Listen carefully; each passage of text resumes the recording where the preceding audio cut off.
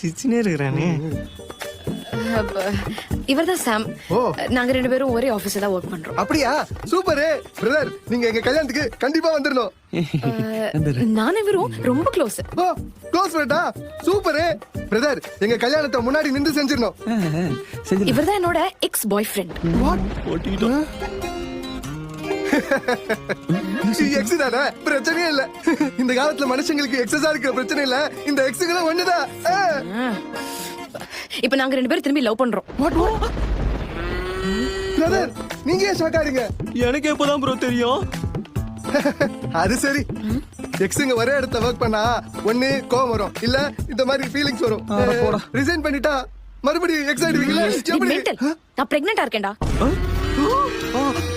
தோ இவர்தான் என் குழந்தையோட அப்பா. கல்யாணத்தை முன்னாடி நின்னு செய்ய சொன்னா கல்யாணத்துக்கு முன்னாடியே செஞ்சுட்டல.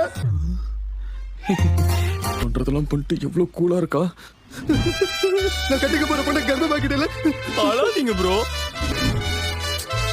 வாக்காளி என் ஃபியான்ஸை உஷார் பண்ணி எப்படி ஆசையை உடைச்சியோ அதே மாதிரி வாசம் உடையுண்டா. இது சாவண்டா. வாங்க கணக்கு போலாம்.